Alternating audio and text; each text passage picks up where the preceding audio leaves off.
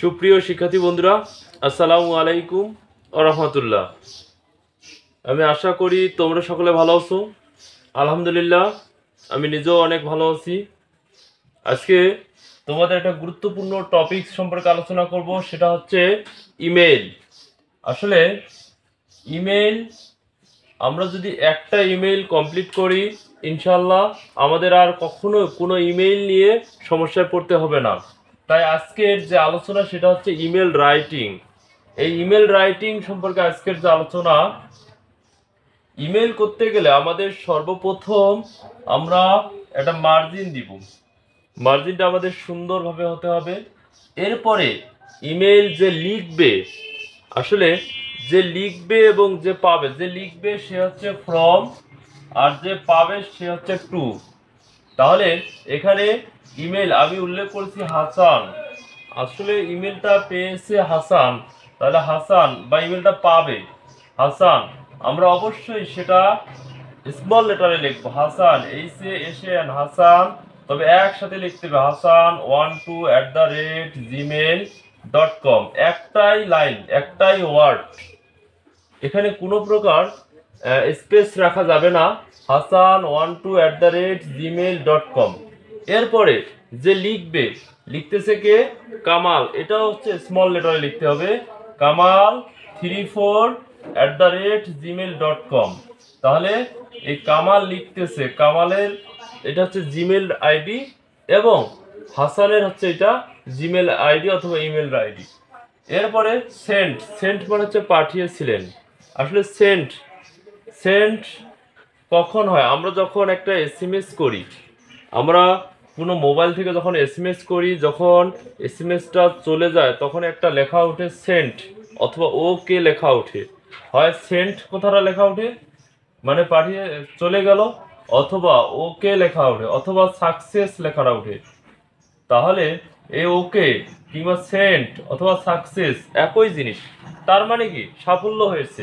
তার মানে এখানে সেন্ট আমরা যে পাঠিয়েছিলাম কয় তারিখে? 19 মে 2024 সানডে কয়টার দিকে? 2টা 30 মিনিটে, অথবা এই আমরা 12টা, এটা আমরা সামনে নিতে পারি সানডে, তারপরে আমরা নিব তারিখ, তারপরে মাস, তারপরে হচ্ছে ইয়ার, এরপর আমরা নিব সময়টা। যাই হোক, এটা কোনো বিষয় না। আমরা প্রথমে 19 মে 2024 কোমা, তারপরে সানডে কোমা, তারপরে আমরা সময়টাকে উল্লেখ করব যেই সময় আমরা পাঠাচ্ছিলাম। অ্যান্ড ইমেল, এরপর হচ্ছে সাবজেক্ট। এটা হচ্ছে গুরুত্বপূর্ণ একটা বিষয়। এই জিনিসটা আমাদের যদি আমরা মনে রাখতে পারি এবং এই জিনিসটা যদি আমরা লক্ষ্য স্থির করতে পারি, তাহলেই আমাদের কাছে ইমেল খুবই একটা ইজি একটা বিষয়। অ্যান্ড ইমেল, একটা ইমেল অ্যাবাউট কি সম্পর্কে? আমাদের প্রশ্নে চাইছে যে ইওর এমিল লাইফ, তোমার জীবনের লক্ষ্য উদ্দেশ্য সম্পর্কে তোমার বন্ধুর নিকট একখানা ইমেল লেখো। তাহলে your aim in life, about your aim in life, এই সম্পর্কে যদি আসে তাহলে এইটা হচ্ছে বিষয়। তাহলে আমরা লিখবো an email about my aim in life, আমার জীবনের লক্ষ্য, অথবা মাই ব্রিলিয়ান্ট সাকসেস, অথবা এরকম ভাবে আমরা অনেক কিছু যেটা আসবে, প্রশ্নে যেটা আসবে সেই অনুযায়ী আমরা লিখবো। এই জন্য এখানে উল্লেখ করা আছে প্রশ্ন অনুযায়ী বিষয়। তাহলে প্রশ্ন অনুযায়ী আমরা বিষয়টা উল্লেখ করব। এরপরে শুরুতে আমরা লিখবো ডিয়ার ফ্রেন্ড অথবা ডিয়ার ফাদার, যেটা যেভাবে ডিয়ার ব্রাদার, ডিয়ার কাজিন, এরকম ভাবে আমরা ডিয়ার ফ্রেন্ড, যেহেতু বন্ধুর নিকট লিখতেছি, dear friend at first take my cordial সালাম, প্রথমে আমার সালাম নিও বা নিবেন, এরকম অর্থ। প্রথমে আমার সালাম নিবেন অথবা ভালোবাসা নিবেন।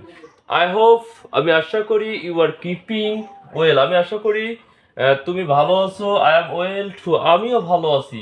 I received your email yesterday, আমি গতকাল তোমার ইমেল পেয়েছিলাম। আই এম ভেরি গ্ল্যাড, যদি আনন্দের বিষয় হয় তাহলে আমরা গ্ল্যাড নিব, যদি দুঃখের বিষয় হয়, বিষয়টা দুঃখের হইলে আমরা নিব শকড। দ্যাট এখানে যদি আমরা একটা লাইন আরো বেশি করে লিখি তাহলে আমাদের জন্য ভালো হয়। তবে যদি নাও পারি তাহলে আমরা এখানে বিষয়টাকে উল্লেখ করব। এরপর হচ্ছে নো মোর টুডে, আজ আর নয়। গিভ মাই সালাম টু ইয়োর প্যারেন্টস, তোমার পিতামাতাকে আমার সালাম দিও। অ্যান্ড ইয়ঙ্গার্স, এবং তোমার বড়দের। ইয়োর্স ফেথফুলি, তোমার বিশ্বস্ত। কে? এই যে কে লিখছে? কামাল। তাহলে তোমার বিশ্বস্ত কামাল আহমেদ। তাহলে এভাবে যদি আমরা ইমেলটাকে পরিপূর্ণ করি তাহলে আমাদের আর কখনোই সমস্যা হবে না ইনশাআল্লাহ। আজ এ পর্যন্তই। আল্লাহ হাফেজ।